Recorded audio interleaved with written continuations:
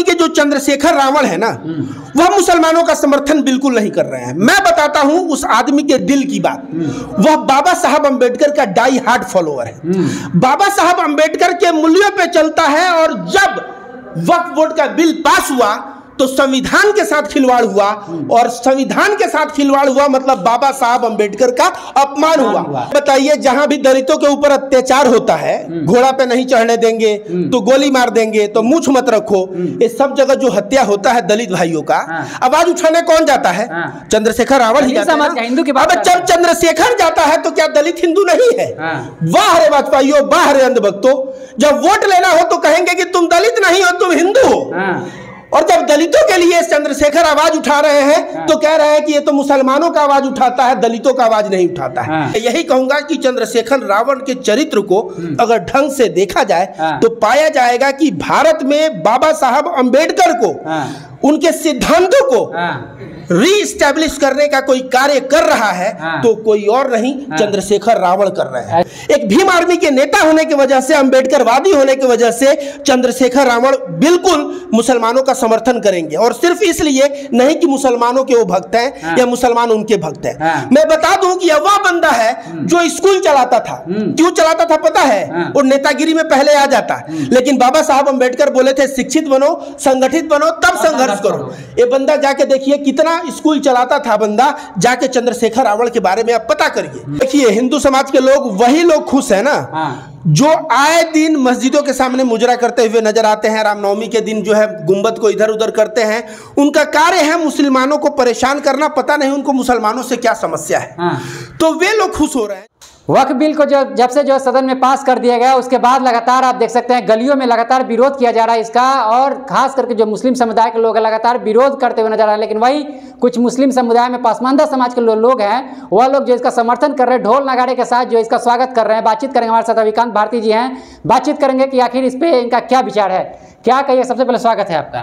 धन्यवाद। क्या कहिए, एक तरफ जो है वक्फ बिल को जो है लोग समर्थन कर रहे हैं, एक तरफ विरोध कर रहे हैं मुस्लिम समाज में ही। देखिए, लोग जो है विरोध कर रहे हैं कि सपोर्ट कर रहे हैं, पहले ये जानना चाहिए कि लोगों का अपना अधिकार कितना पता है।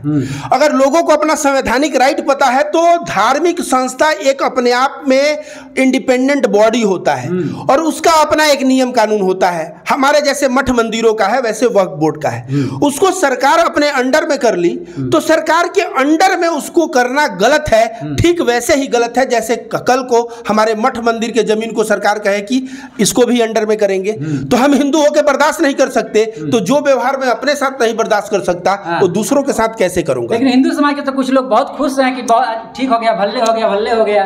देखिए, हिंदू समाज के लोग, वही लोग खुश है ना जो आए दिन मस्जिदों के सामने मुजरा करते हुए नजर आते हैं, रामनवमी के दिन जो है गुंबद को इधर उधर करते हैं। उनका कार्य है मुसलमानों को परेशान करना, पता नहीं उनको मुसलमानों से क्या समस्या है, तो वे लोग खुश हो रहे हैं। जो सच्चे सनातनी हैं, जो सच्चे साधु महात्मा है, वे लोग कभी भी किसी के साथ नाइंसाफी हो तो खुश नहीं होंगे।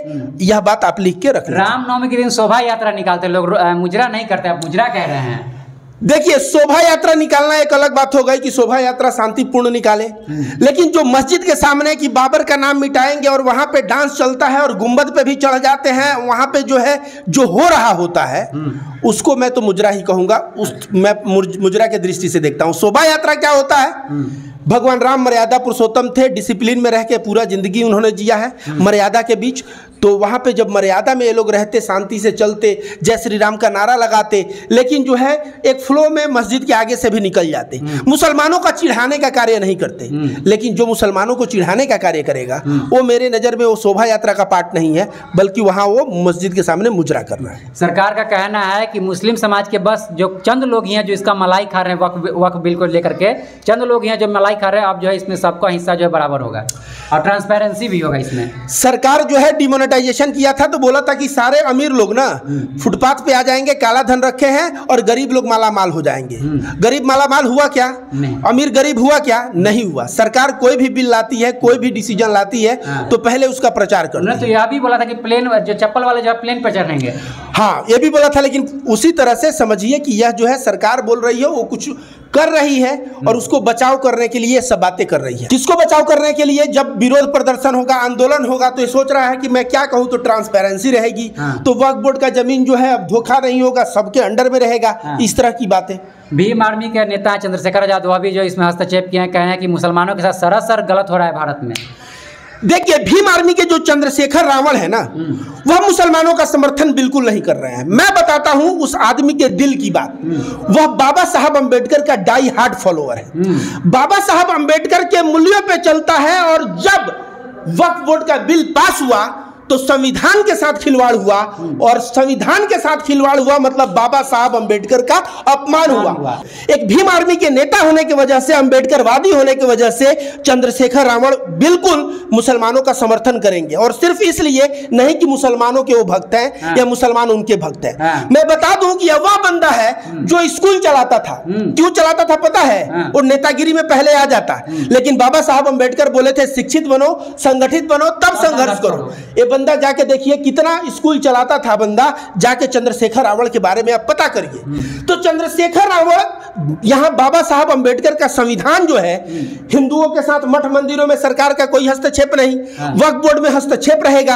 ये संविधान का जो समानतावादी नियम है ना, कहीं ना कहीं उसका उल्लंघन करते हुए देखा है इन्होंने, और इसलिए यह मुसलमानों के साथ खड़े हैं। और सच्चे अंबेडकरवादी होने के नाते मैं कह रहा हूं कि वो सड़क पे आएंगे, वह जो है हर एक कार्य करेंगे जो करना चाहिए संविधान बचाने के लिए, और वक्फ बोर्ड बिल को रिजेक्ट करवाए। लोग कहते हैं कि सिर्फ मुसलमान के साथ ही गलत होता है तो चंद्रशेखर आजाद क्यों खड़े रहते हैं, जब हिंदू के साथ गलत होता है तो क्यों नहीं खड़े रहते हैं?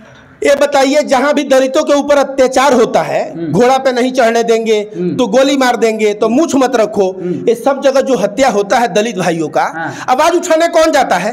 चंद्रशेखर रावण ही जाता है। हिंदू की बात, जब चंद्रशेखर जाता है तो क्या दलित हिंदू नहीं है?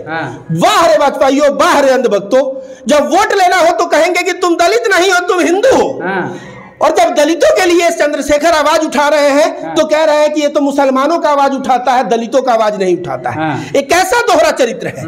मैं यही कहूंगा कि चंद्रशेखर रावण के चरित्र को अगर ढंग से देखा जाए तो पाया जाएगा कि भारत में बाबा साहब अंबेडकर को, उनके सिद्धांतों को रीस्टैब्लिश करने का कोई कार्य कर रहा है तो कोई और नहीं, चंद्रशेखर रावण कर रहे हैं। ऐसा कहते सिर्फ वोट काटने के लिए आया, और भाजपा के बी टीम भी बताया जाता है इनको। देखिए, बात भाजपा के बी टीम बताया जाए, डी टीम बताया जाए, कुछ भी बताया जाए, एक आदमी है जो दलितों का आवाज उठाता है, वो चुनाव लड़ गया, बचेगी कैसे? भाजपा का बी टीम बताएंगे नहीं।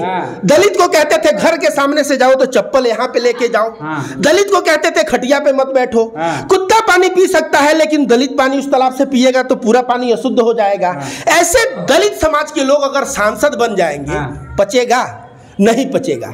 वही पच नहीं रहा है तो बी टीम, सी टीम, बीजेपी का आदमी तो दलाल सब कहा जा रहा है। कहने वाले कहने दीजिए, लेकिन मैं जानता हूं कि चंद्रशेखर रावण कैसे हैं, और मुझे हल्के में मत लीजिए।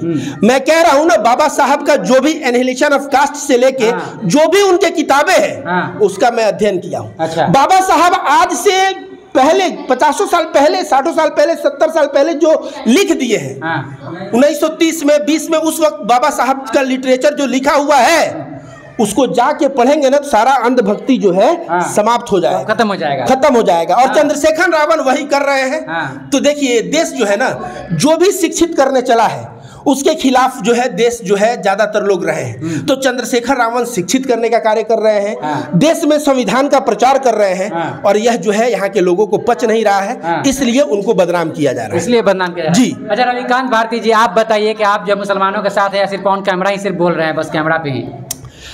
देखिए पत्रकार महोदय, मैं मुसलमानों के साथ बिल्कुल हूं, और जहां भी आंदोलन होगा वहां पे मैं जरूर दिखूंगा। मेरे हिसाब से उस देश में मैं जी के क्या करूंगा जिस देश में इंसाफ न हो।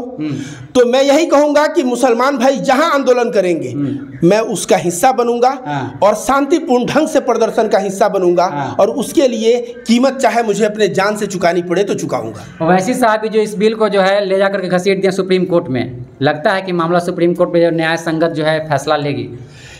देखिए, जो सुप्रीम कोर्ट में बिल घसीटा है वैसी साहब ने, वैसी साहब को मैं सैल्यूट करता हूं।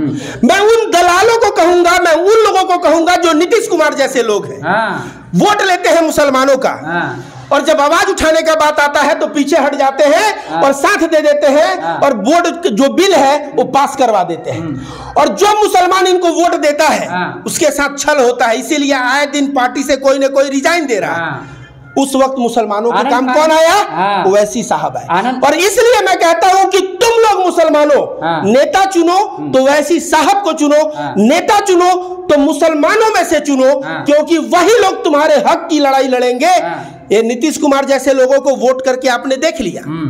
मैं तो सैल्यूट करता हूं लालू प्रसाद यादव और तेजस्वी यादव का कि जो वक्फ बोर्ड बिल के विरुद्ध में एकदम सामने आए और आंख में आंख डाल के बात कर रहे हैं। मैं सैल्यूट करता हूं वैसी साहब का जो वक्फ बोर्ड बिल के विरोध में बात कर रहे हैं। आनंद फानंद में जेडीयू जो है प्रेस कॉन्फ्रेंस रखते हैं, जब सवाल किया था तो वहां सभी जो है नेता जो कुर्सी छोड़ के भाग जाते हैं। भागना ही पड़ेगा, भागना ही पड़ेगा। याद रखिए, अगर आप सच हैं तो आंख में आंख डाल के सामने वाले का मुंह बंद कर देंगे, लेकिन जब आप दलाली कर चुके हैं, गलत है, तो फिर आप मुंह दिखाने के काबिल नहीं।